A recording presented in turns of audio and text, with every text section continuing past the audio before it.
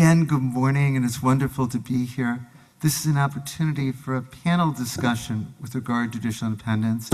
And Grace Phillips and the Law Review have assembled terrific speakers for this panel, as they have throughout the day. I'm just going to very quickly introduce them to you.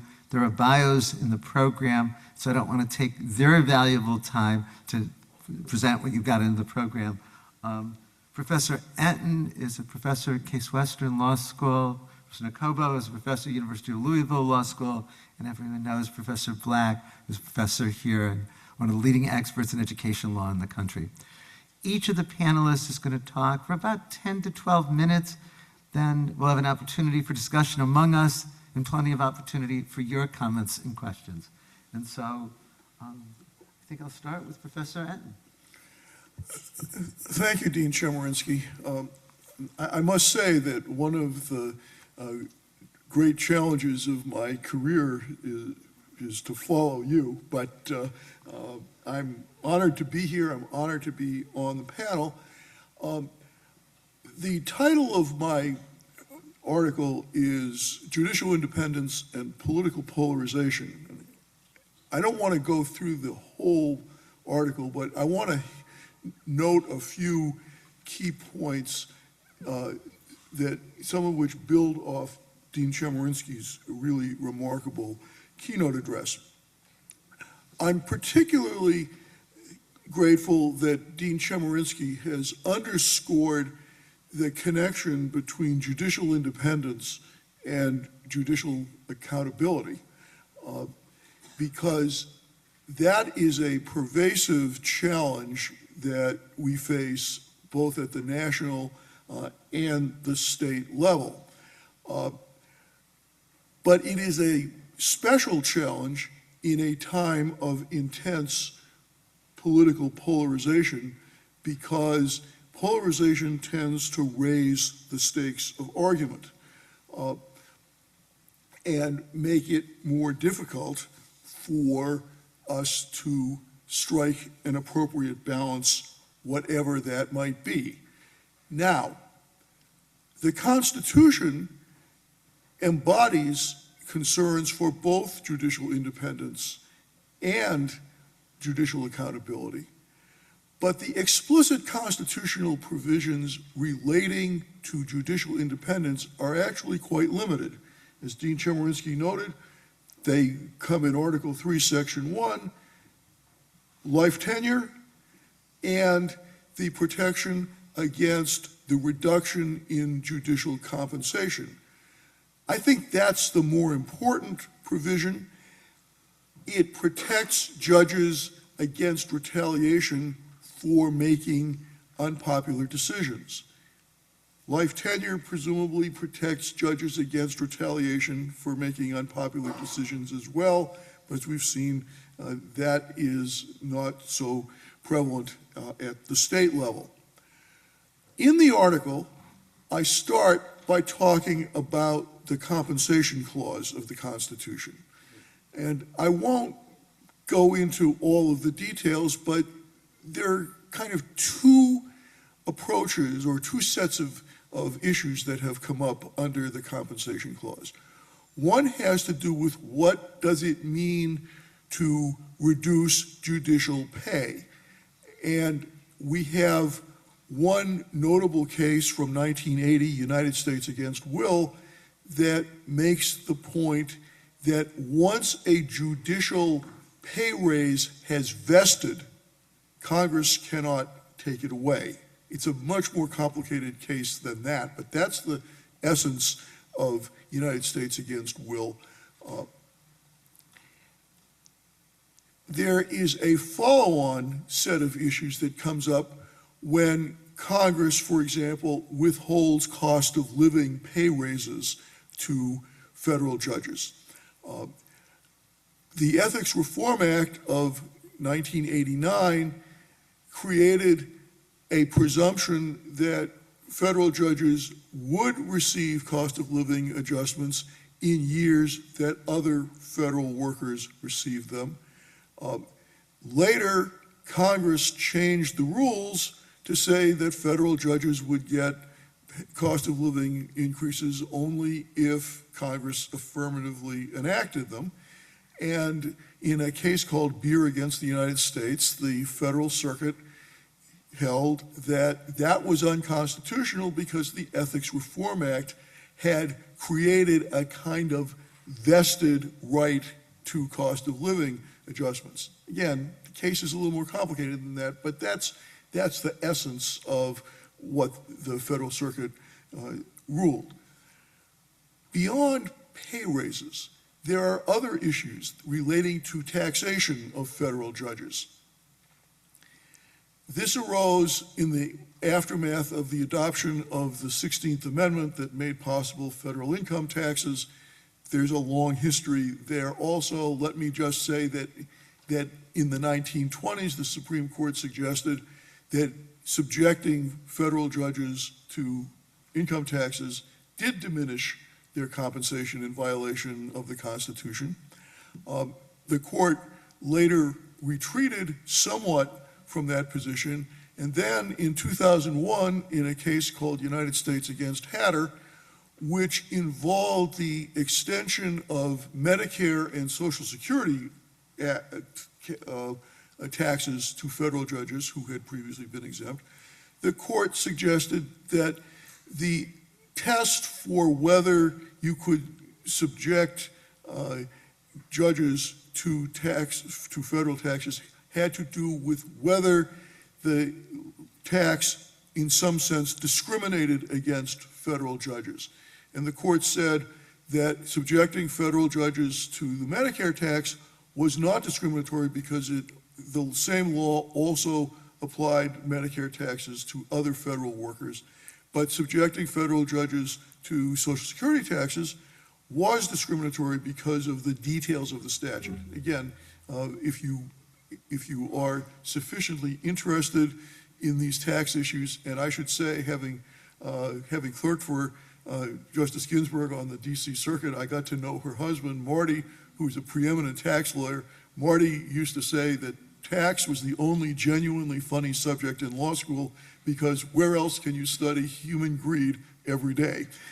So if you're interested in studying human greed, you can read that part of the article and get some more of the details. But I think it is more important to note that the modern threats to judicial independence are not explicitly addressed in the Constitution, even if, as Dean Chemerinsky suggests, some provisions like the Due Process Clause have implications for judicial independence. And I think at a time of great political polarization, we face special challenges to judicial independence precisely because the Constitution does not explicitly protect us in this regard. I want to frame a few key concerns that have taken on greater salience in recent years.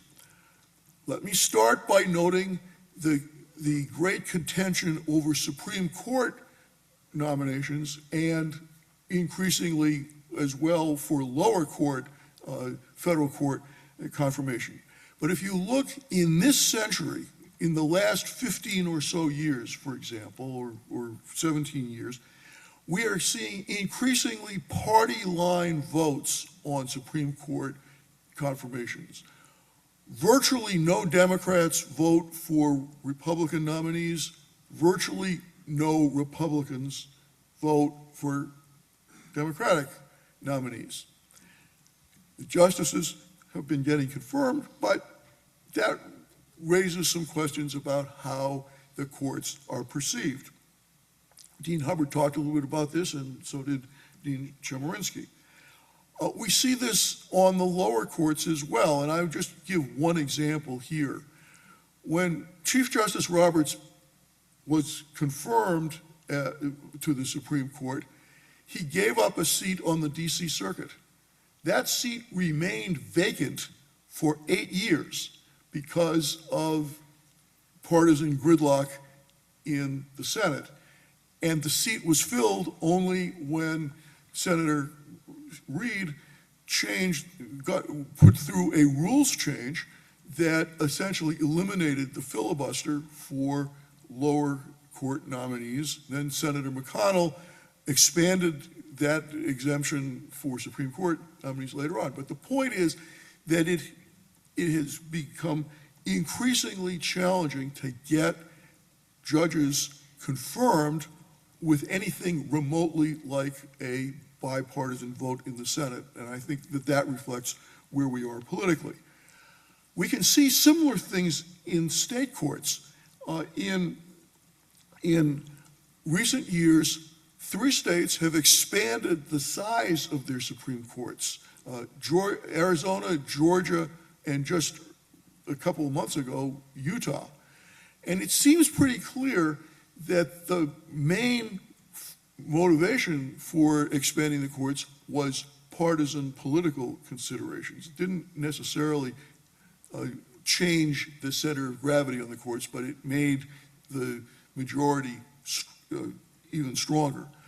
I'm from Ohio, and Ohio 5 years ago changed its system for electing state Supreme Court justices. We had a kind of a strange system where the judges were nominated in partisan primaries, but they ran in the general election on a nonpartisan ballot. That was changed so that it's a straight partisan run now. There may be things to be said for partisan election of judges if we have judicial elections, but it's pretty clear that the rationale for the change was to entrench one party's control over the court. Another thing that we have seen, and I don't want to repeat things that Dean Chemerinsky said, but I want to focus in particular on efforts to impeach judges, because I think that that is also a reflection of the kind of partisan polarization that we see today. Not that things were always sweetness and light in the past, but I think we are in a more contentious time than we have been for a long time. Now, even if those impeachment efforts don't go very far in terms of removing judges, they nevertheless reflect something about the view of elected officials, about the nature of the courts as an institution, and that I think is problematic. To the extent that we have questions about the legitimacy of courts, we also have questions about the extent to which contentious rulings will generate compliance. And toward the end of the article, I talk a little bit about Brown against Board of Education, which, as we all know, was very difficult to implement. And that was a decision that did not generate party polarization.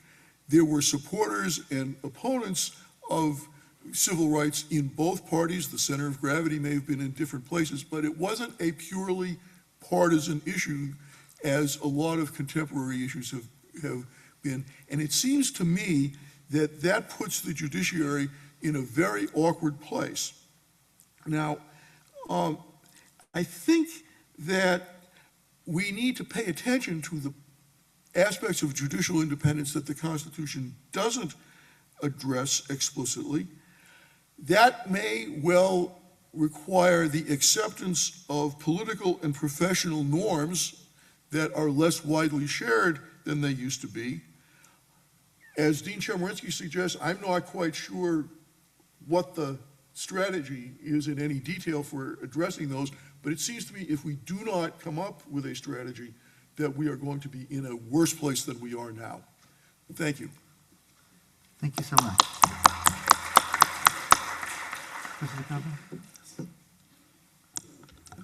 Thank you so much.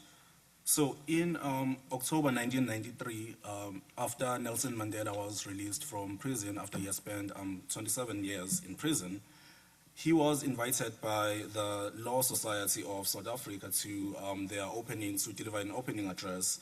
And he focused his presentation on judicial independence when he could have used that platform to attack the judges because he had spent 27 years in prison. But he spoke mostly about judicial independence, and one of the things he said was there can be no justice without a strong, independent judiciary. And then when I was listening to the opening remarks this morning by the Dean of the South Carolina Law School and Dean Chemerinsky, Dean Hubbard opened this morning by reminding us that accountability runs to the Constitution and the rule of law.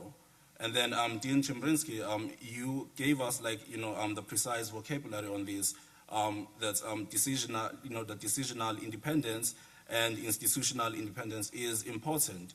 And then you also raised the question, that sits underneath both of these, that's independent from what and accountability to whom, And then I want to suggest that those two questions, they have the same answer, and the answer is what I want to spend my few minutes on this morning as part of my presentation. And I also addressed all of these, discussions when on my paper, which I had submitted to the law review. So I want to start by the question of what independence is actually for. Why do we have judicial independence? So we tend to defend judicial independence in structural terms, and we talk about protecting the judges from financial retaliation.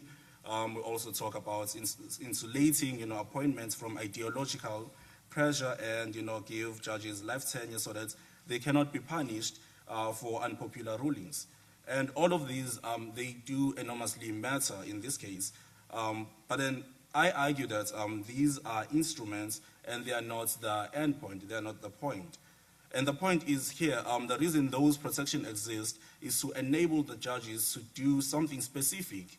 And what they are supposed to do is remain faithful to the Constitution. And in my paper, I call that constitutional fidelity.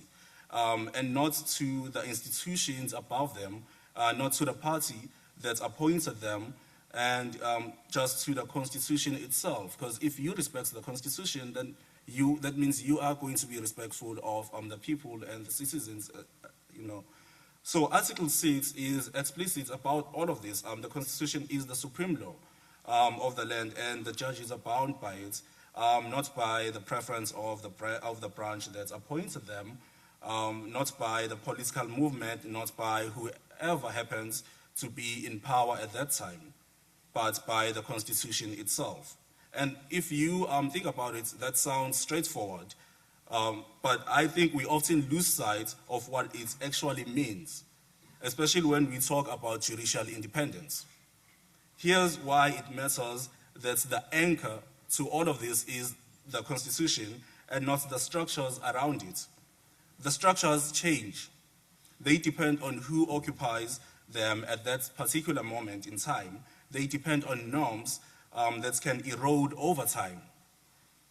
They depend on political conditions that can shift at any point.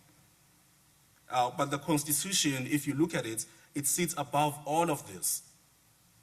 If a judge's primary loyalty is, runs only to the institutional hierarchy surrounding them at any given moment, rather than their fidelity, then it can change at any point. So this is why we have to emphasize the Constitution as the primary source of their fidelity. So that if we look at the judicial oath, for example, it makes this concrete and personal. The judges swear to faithfully discharge their duties under the Constitution, not under the President, not under the Supreme Court, not under the, any other institutions, but under the Constitution. And I mentioned not under the Supreme Court in a few seconds ago as part of the issue that I try to address in my overall paper about the doctrine of stare decisis. And I do defend it in my paper as well to say we do need stare decisis. But then later on, I explain on how the judges in lower courts can try to still be loyal to the hierarchy created by stare decisis, and also still be, faithful to the Constitution. And in that way, I also borrow from what Professor Richard Ray wrote about narrowing from below, which I will most probably come to if I still have time. So the other thing which I look at when I make my argument about this constitutional fidelity, I look at judges as fiduciaries. And I have seen numerous papers whereby some authors or constitutional scholars are debating the issue whether we can actually refer to judges as fiduciaries when they are public officers. But then my argument here is that the best way to understand the relationship between independence and fidelity is through the idea of the fiduciary obligation. Because if, like, you think about it, and most of us know that what is a fiduciary, a trustee, for example, manages assets not for themselves, but for the beneficiary of the trust. An attorney owes duties to their client and not their own interest. A fiduciary power in trust is power in trust for another person and is legally bound to exercise that power for the benefits of the person they serve, not for themselves. So the judges, and I want to suggest, are fiduciaries to some extent of the constitutional order. They exercise enormous power over liberty, over rights, over democratic structure itself, and they exercise this power in trust, not for themselves, not for the executive branch, not for the courts above them, but for the Constitution and for the people that the Constitution exists to protect. And this is where independence becomes essential rather than merely convenient. Independence gives judges the structural security they need to honor their trust, to remain faithful to the Constitution even when doing so is difficult, even when it's unpopular, even when the institutional pressure to simply go along is very strong. Without independence, the fiduciary obligation exists on paper, but cannot be discharged in practice. The judge is insulated in name, but captured in effect. And Alexander Hamilton saw this clearly in Federalist 78. Life tenure and salary protection exists so judges can resist pressure from the legislature, from the executive, from popular majorities, and then when constitutional fidelity requires it as well.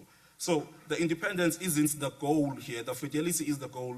The independence is what makes this constitutional fidelity possible. So what happens when fidelity is absent?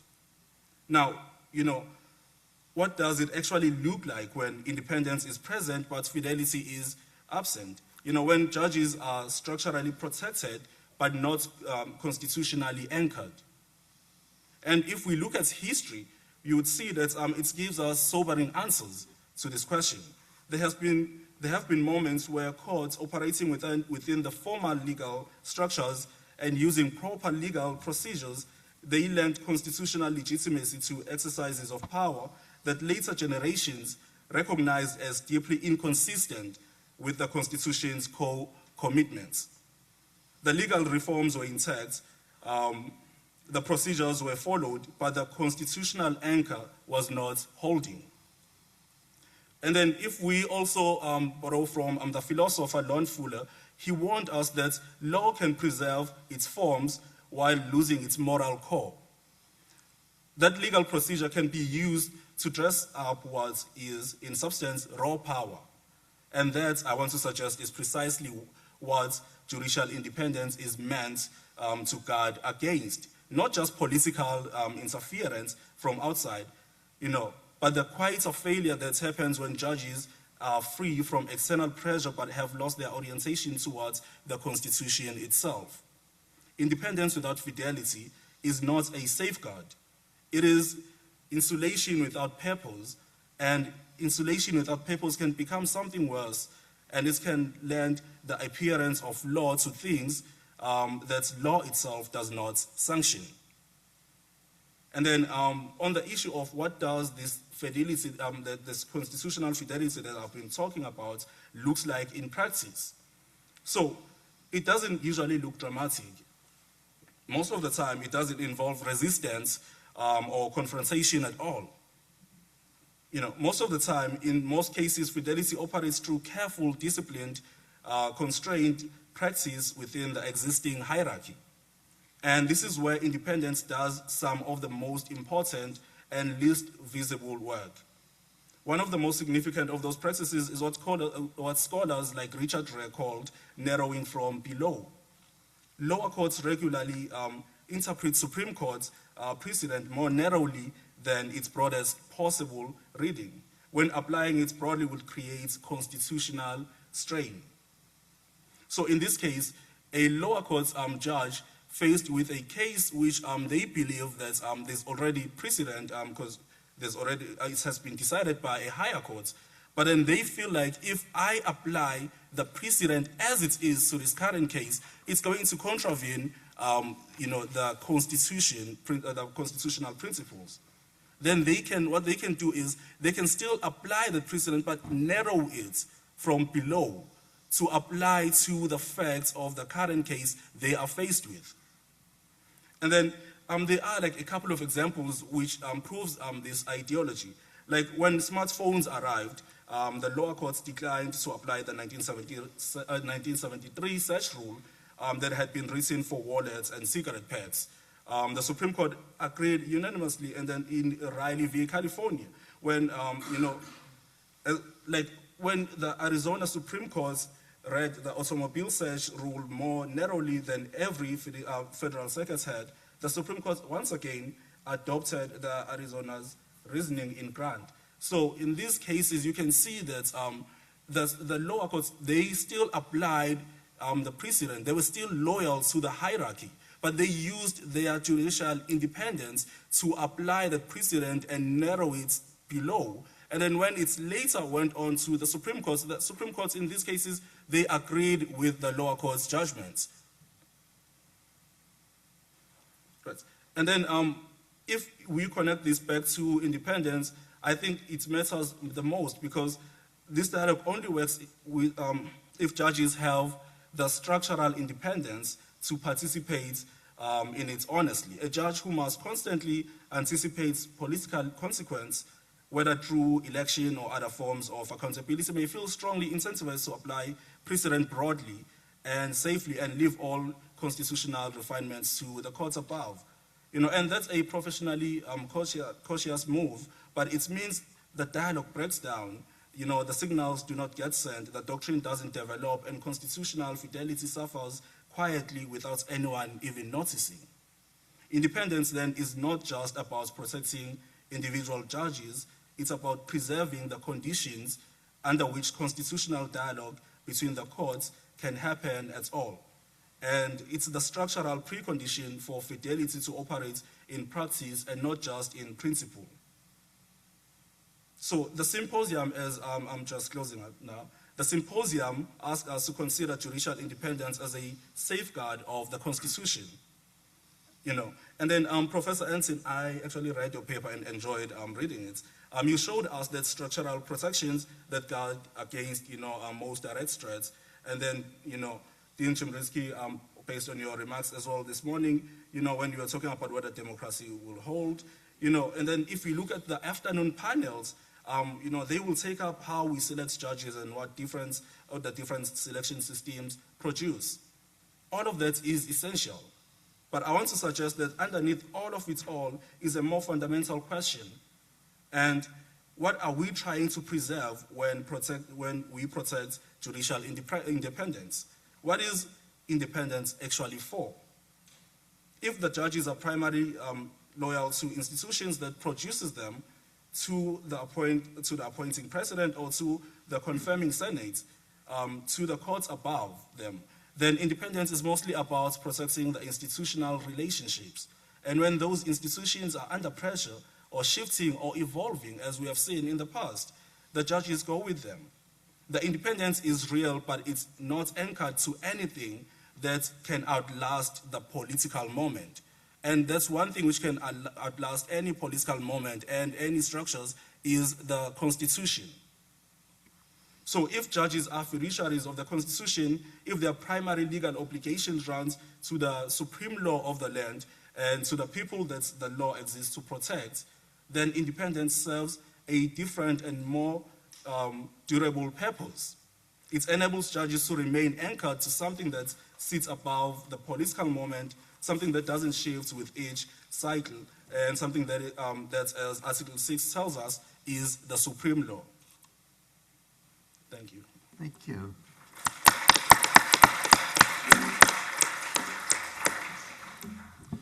Well, if Professor Entin's great challenge is to follow Dean Chemerinsky, my great challenge is to sit next to him. Not only sit next to him, each year my students know that I like to hand out the introduction to his book, The Case Against the Supreme Court. And today I'm going to offer a defense of the Supreme Court. Now, I'm not here to disabuse you of the idea that this may be the most conservative Supreme Court in a century, that that's a good thing or a bad thing. I'm not here to tell you that the court's doctrinal shifts have been insubstantial. Cases like Dobbs would surely disabuse you and undermine that point. But I am here to say that I think this court is more independent and less political than our conversations about the court often suggest. Now, it's difficult to appear independent or neutral when everyone else is setting their hair on fire, and it's your job to decide who gets to hold the lighter next. And that, it would seem, is often what this court does, decide cases in which the losers will always cry moral foul. I like to think, and I do emphasize the words think, that the court sees itself differently than we see it, that each of its members see each other differently than we see them. And it strikes me as altogether possible, as one of my students suggested last week, that the problem isn't necessarily with the people who occupy the seats on the court. It isn't with some unusual streak of partisanship on their part, some unusual lack of independence, not with some unusual level of unreasonableness, but the problem is with the people who put them in those seats, with an appointment and confirmation process they use to put them in those seats. It's not that the president has picked a bunch of hacks who are committed to doing the president's bidding, but that we've corrupted the process to appoint people based upon their conclusions rather than their reasonableness. Now, I don't say that to suggest that the conclusions of the current court somehow correlate or don't correlate with unreasonableness, but simply that our partisan approach to confirmations is producing exactly what we should expect it to do. Still, I would put to you that our most esteemed jurists demonstrate more capacity for independent reasonableness than most of the people who appoint them. But let me turn to the gap between how we see the court and how it sees itself. And I want to raise the possibility that a substantial chunk of our cynicism regarding the court comes from our tendency to evaluate the court with too wide of a lens, to treat it broadly as opposed to narrowly, as Professor Ngcobo speaks to. Maybe a narrower lens would allow us to see the court and one another in a different light. And that idea, again, comes from ideas that Professor Ngcobo's article sparked in my mind about how lower courts can further constitutional fidelity by reading the court narrowly. Might we, too, have better faith in the rule of law if we read the court narrowly, if we acknowledged those instances in which it reads itself narrowly? It's not uncommon for the court to announce new doctrine that's widely assailed by those who disagree with it as being lawless. And it's also not unusual for the court to then cut short that initial doctrine, that it would voluntarily read its own opinions more narrowly across time. If we went back to the 1990s, for instance, a much more peaceful time, I guess, quaint in comparison to today, the court began cutting at the time what was something quite radical through the Commerce Clause, and the idea that it was undercutting the entire congressional power. But then in cases like Reich and Gonzalez and Reno versus Condon, the court scaled back those sort of broader implications of its initial decision. Now, I'm not suggesting to you that the court didn't move the law, the Commerce Clause, during that period, but even the dissenters in those cases acknowledged that in some instances the majority was on some level doing something no different than offering Congress a congressional drafting guide rather than absolutely prohibiting it from acting in the sphere. Now, lest you say that that was a different and a quaint time, many understandably feared that Dobbs was just the first in a long line of rollbacks to same-sex marriage, birth control medication, and more. And of course, that future is still possible. But the court said that it wouldn't do that, and thus far has been true to its word, rejecting attacks on the FDA approval of mifepristone, refusing to entertain an attempt to indirectly reopen Obergefell last year from a clerk who had previously refused to issue marriage licenses. McMood versus Taylor, however, is foremost in my mind on this point of how we read the court and the breadth or narrowness of which we do it. The court ruled in favor of parents who had objected to LGBTQ curriculum in elementary schools in Montgomery County, Maryland. They were asking for an opt-out. I read that case, by its terms and facts, as a relatively narrow case, at least one with discernible boundaries. Now, those boundaries may be broader than I'm comfortable with, but if I afford the author some good faith, the sky is not falling, as many headlines would suggest in regard to that case. Now, lest you all have decided that I am naive at this point, I have asked myself many times whether the court twisted the facts in McMood versus Taylor. And I have my suspicions about what happened or didn't happen in the Montgomery County schools. But the truth is that I just don't know what happened in the Montgomery County schools. I don't know enough about what they were doing in the classroom, what the administration was doing. And so maybe what bothers me, or what I can neutrally say bothers me most about McMood, is not necessarily the doctrine that it announces, but I wasn't sure the court itself knew what was happening in the Montgomery County schools. But maybe they should have remanded, maybe they should have gathered more facts. But in the absence of that, I am at least willing to read the case narrowly. I think the place where the court maybe most gets itself into trouble and maybe misses the facts is when it attempts to write for a future rather than the moment in which it stands. The court would be, I think, well served to recognize that it need not settle all potential battles at once, just the one before it. In that case, it's more likely to avoid broad rulings and unforced errors. In this view, one case in particular comes to mind. And I hope it's not because I'm so infected with my own biases and emotions that I can't see it straight. But if I am seeing it straight, Trump versus the U.S. is wrong in its breadth, regardless of what one thinks of its core. And to say that it is wrong is not to say the majority was driven by politics. Some of the members were driven by concerns of the future rather than the facts before it. They worried about a future in which presidents would abuse their power in prosecuting former presidents. I'm not sure, however, those fears responded to the immediate question of whether current presidents are above the law or whether we can fairly trust the impeachment process to curtail lawlessness.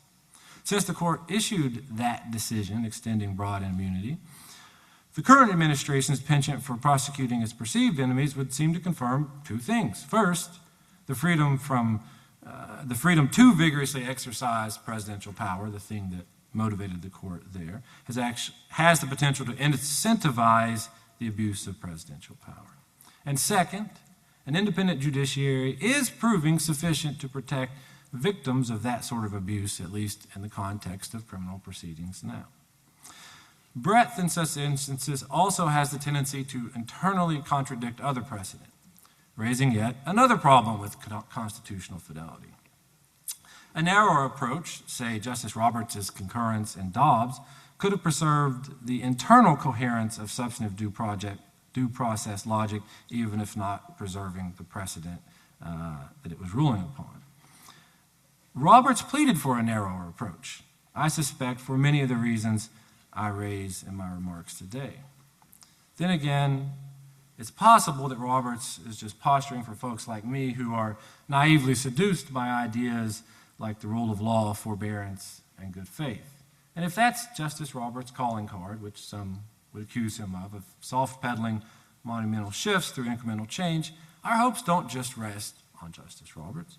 Justice Barrett argued for a narrow approach in Trump v. U.S., and it was Justice Roberts who at that time decided to go broad and then effectively created contradictions with other executive immunity cases and basic concepts like the rule of evidence. No one talked about the rule of evidence in that case, but I struggle to understand why the rule of evidence would normally allow all sorts of evidence in, but in this special case, that evidence would be precluded.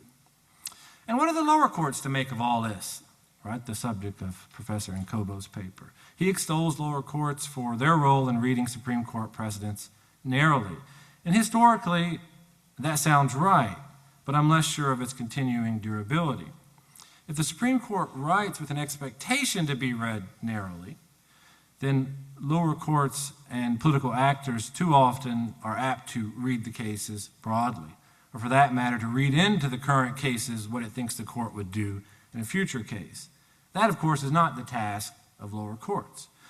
But if they do so, they invite misbehavior by state actors and create unnecessary work for the judiciary and the Supreme Court. The various Ten Commandment statutes making their way through the courts strike me as a perfect example of this problem.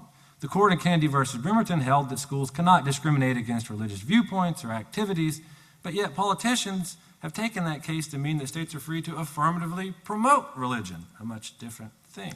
This last week, the Fifth Circuit, claiming to reserve judgment on this huge issue, said that it needed more facts to know whether Louisiana had crossed the constitutional line by mandating the posting of the Ten Commandments in every classroom in that state. It seems to me that only by reading too much into the court's decision in Bremerton does one reach the conclusion that we need more facts regarding what Louisiana has done.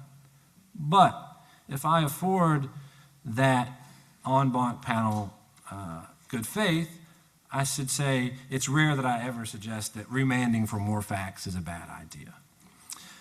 We see the shadow docket raising a similar set of problems, it seems to me, as some courts read the court's procedural decisions regarding current executive actions as affirmative endorsements of executive action itself.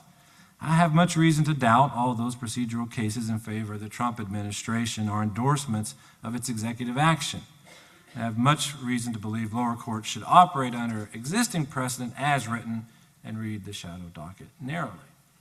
The Department of Education cases are case in point.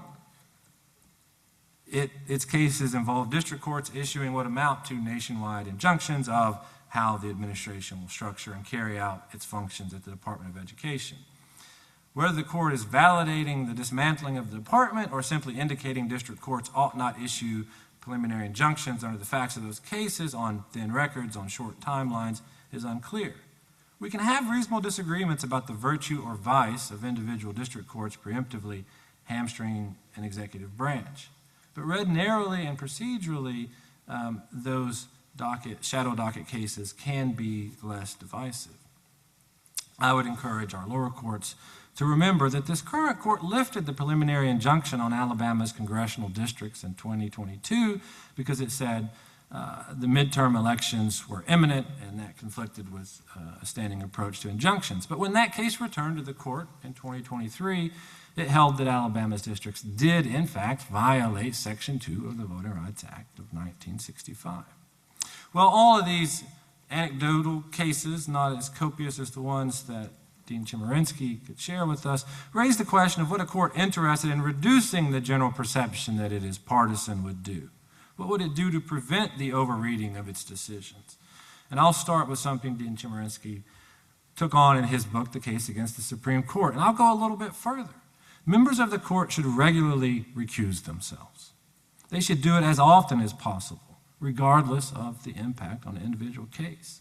In fact, the more recusal impacts individual cases, the potentially better off we would be to recuse themselves. If one recognizes the rule of law and the independence of the judiciary may rest as much on how the court is perceived as it does on what the court actually decides, then recusal can go a long way to repairing the perception of the court as an independent, nonpartisan, and committed to the rule of law. I would posit that at this moment in history, protecting the rule of law and its perception as independent is nearly as important as any case that could come before it. The more members of the court recuse themselves, the more force their decisions will carry.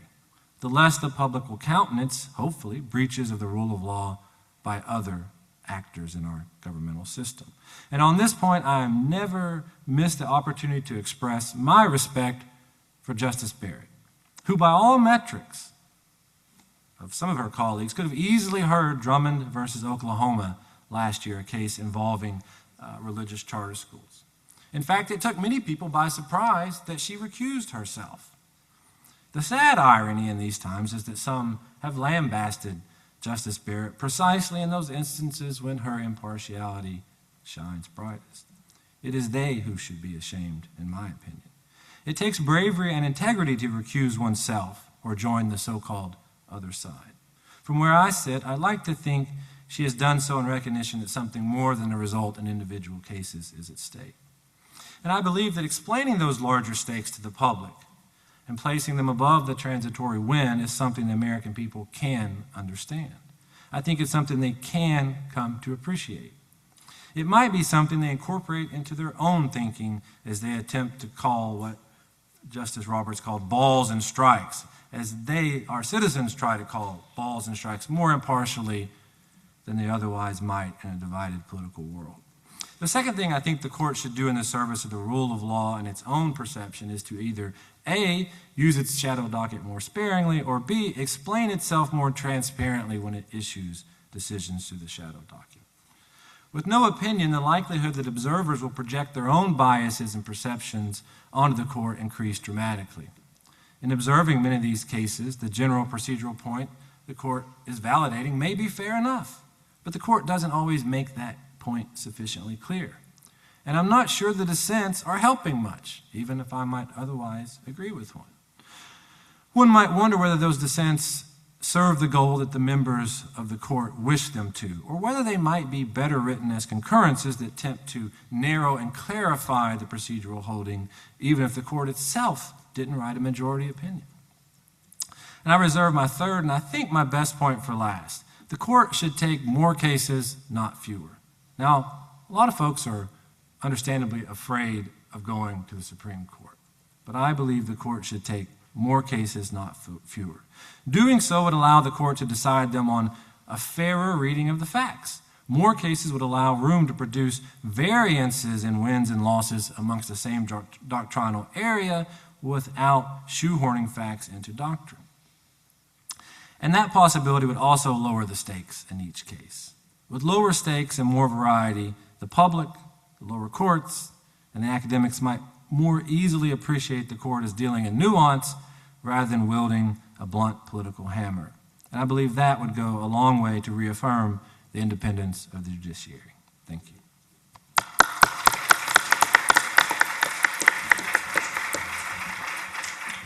Thanks to each panelist for terrific presentations. What I would do is ask one question of each panelist and then open it up for questions for our remaining time before lunch. Let me start, Professor Entin, with you. In your presentation, you discussed the judicial confirmation process, both for Supreme Court justices and lower federal court judges. Could you talk about the relationship between the judicial confirmation process and judicial independence? Well, I think that we're talking about a larger question. We have two sides of the confirmation process. The first is the president nominates, and the second is that the Senate offers its advice and consent. And one thing I did not emphasize, I think, in the talk is that not only do we get polarized Senate votes, but in a polarized time, we see presidents focusing on selecting justices and judges who are likely to conform to strong partisan positions. I don't want to suggest that we are in a new era completely. I mean, we know historically that presidents selected people who were close to them in one way or another, and we know that the parties had different positions on some issues. But I think when we have a situation in which presidents are selecting judicial nominees on the basis of ideological vetting, and senators are voting one way or the other on these nominees on the basis of perceived ideological commitments, that raises the stakes of each individual appointment in ways that undermine the system. And if I can just take one quick point. There's been a lot of discussion about the fact that the Senate refused to act on President Obama's nomination of Judge Garland because it was too close to an election. One of my more obscure articles actually deals with something that happened exactly a century earlier, when Justice Charles Evans Hughes resigned from the court so that he could run for president that year. There was no effort to block President Wilson's nomination of Justice John Clark. Indeed, Justice Clark was confirmed by voice vote unanimously just a few weeks after Hughes resigned, because it was understood then, in ways that is not understood today, that it was simply unseemly for the Senate to refuse to act, even though Republican senators could easily have blocked any nomination because there was no way to cut off a filibuster. Right? So I think that we are looking at a different kind of political environment today than we were in the past. And that seems to me to be the problem, not the fact that senators are exercising their powers of advice and consent, but simply that the level of polarization has made the process less healthy than it has been in a very long time. Thank you. Professor Ngcobo, you introduced the concept of fidelity. If you believe there's a crisis right now regarding judicial independence, do Supreme Court justices and federal court judges deserve part of the blame for that? Okay, that's a very interesting question.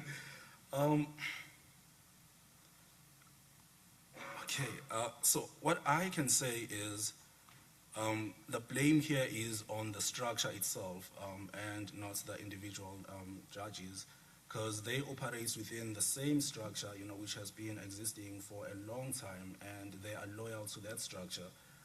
This is why I make an argument to say, let us rather look at the Constitution, so that we can judge each judge's reasoning based on the constitutional principles rather than the structures themselves. Because if we have lower courts judges, when they apply some law, like some precedent broadly, which has been decided by, for example, the Supreme Court, we cannot blame that lower courts judge, because they are applying the law like to the best of their abilities using stare decisis.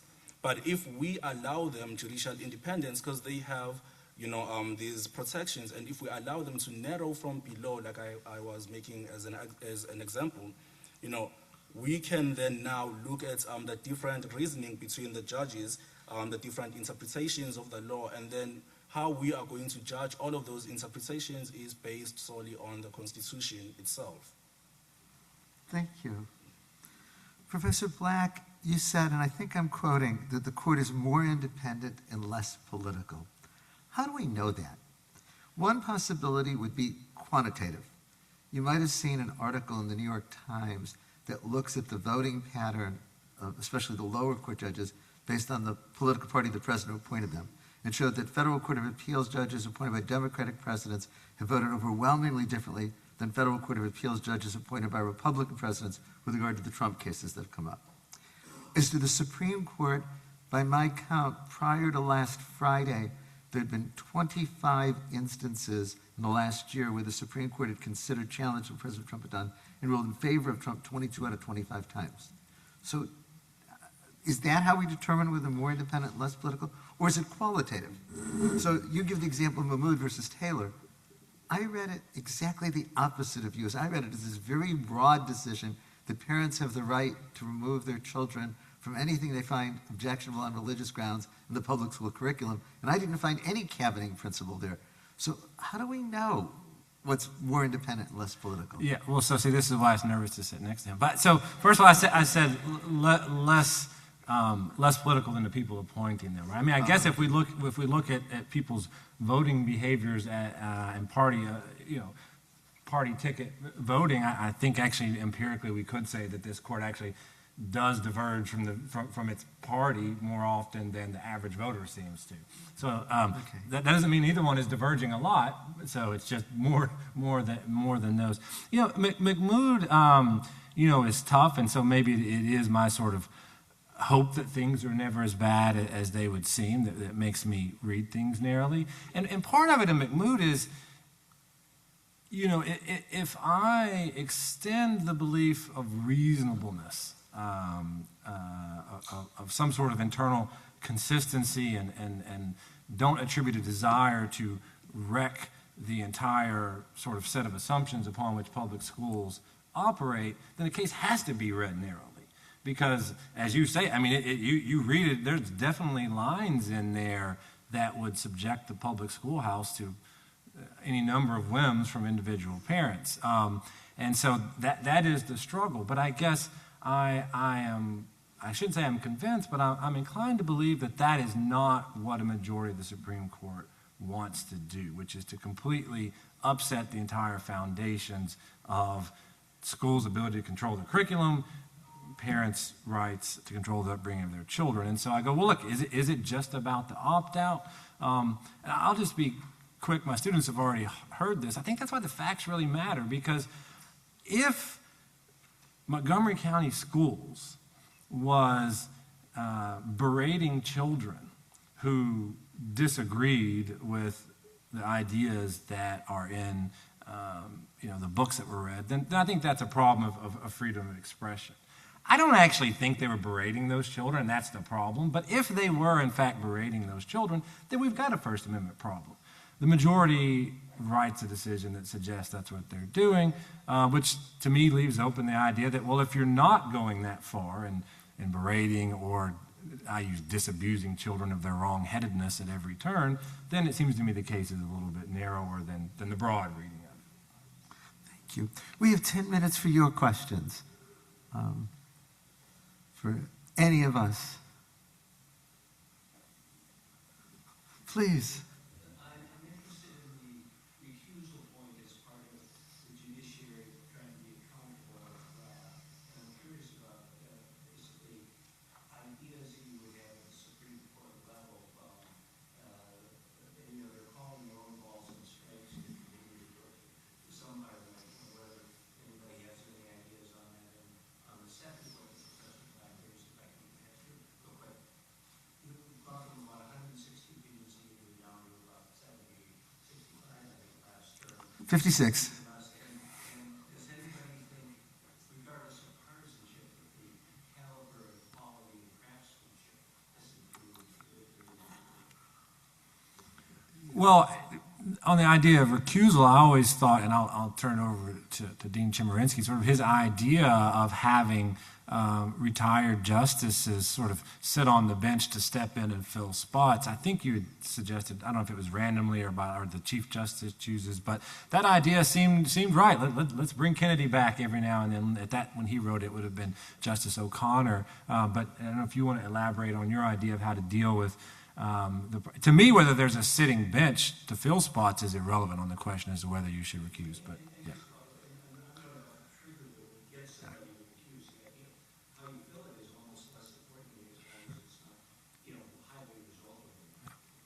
Let me address each of your points and then turn to Entin and Ngcobo.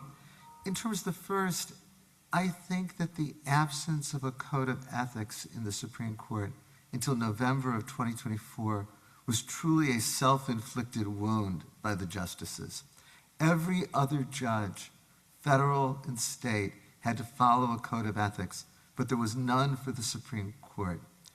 And then when they created a code of ethics, they did so with no enforcement mechanism, leaving recusal entirely to the individual justice. And so I think that one of the things, and I agree very much with Professor Black about increasing recusal, is there needs to be another mechanism to do this. And there have been proposals that have been advanced of whether you could have a group of retired Federal Court of Appeals judges decide recusal motions. But something needs to be done in that regard with regard to the code of ethics. And I think if there was more recusal, the concern, of course, that's always expressed is, well, if the justices recuse themselves, there is then the possibility of an evenly divided court. And that's what happened last year in Drummond. But I think it's much more important to have a court that has confidence in its decision than it is to have a particular case resolved.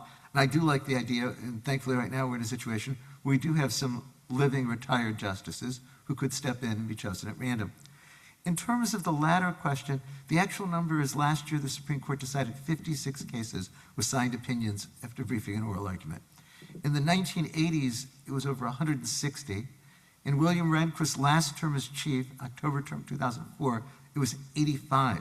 When John Roberts went before the Senate Judiciary Committee in the summer of 2005 for his confirmation hearing, he was asked about the smaller docket, and he lamented it. So the court should decide at least 100 cases a year. It's never gotten close to 85 since he's been chief, and this year it will be under 56 because if they decide everything that's left, they won't get to the 56 that they had previously. I think that the effect of the smaller docket has been much longer opinions. That is, I can show you the perfect correlate, is the number of cases goes down, the length of the opinions goes up. I don't think longer opinions makes for better opinions. And so I'd like to see the Supreme Court decide more cases. And I think Professor Black made a great point that said, if the court decided many more cases, there would be less of a sense of, this is a court that's a 6-3 court.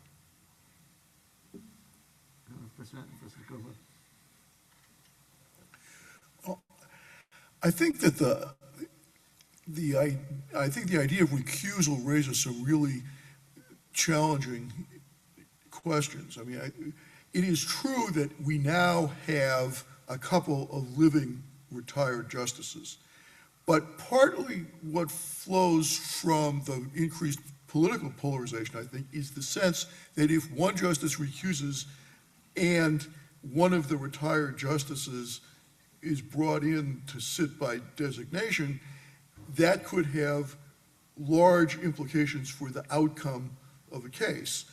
And that might, in turn, generate even more sorts of cynicism. We've also, some state Supreme Courts have mechanisms by which a lower court judge can be brought in to sit by designation, or in Virginia, I think a retired justice can sit by designation.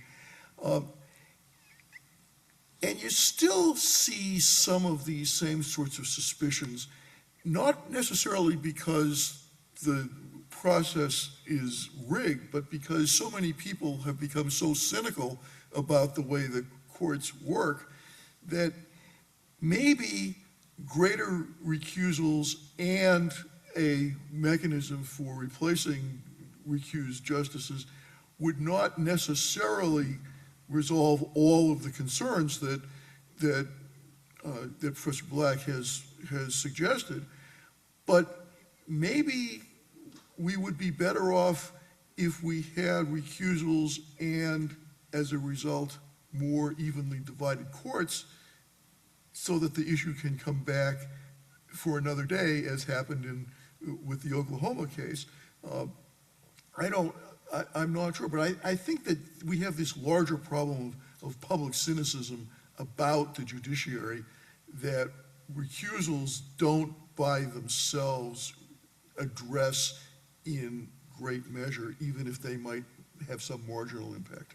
Yeah, I do think that the recusal needs to go hand in hand with more cases. So if you recuse and you've got the same number of cases, the stakes are still high, then we have the problem that you described. But if you have more recusals and no case is the last say on a matter, right, there's sort of evolution of the doctrine, then I think it becomes less problematic.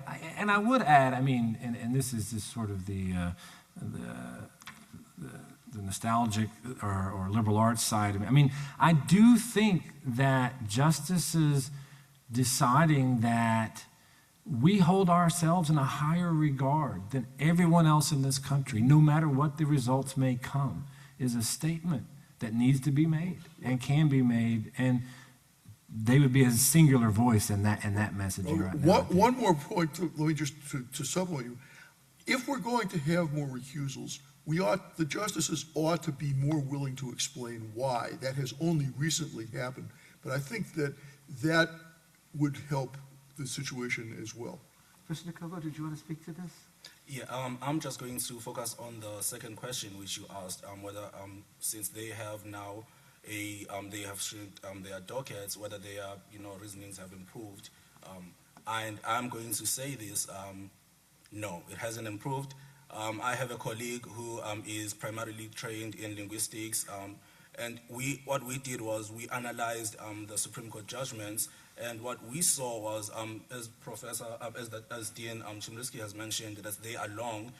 Yes, they are long, and also if you read them, like substantively, they raise so many questions, then they answer questions, and then now, which then cause problems, in the lower courts who have to apply and interpret those judgments. And my solution would be, they should take more cases. And even if they write opinions which are like 10 pages or 5 pages, it's fine, as long as they take more cases and clarify a lot of things over time. I think we've come to lunch, so please join me in thanking the panelists for their wonderful comments.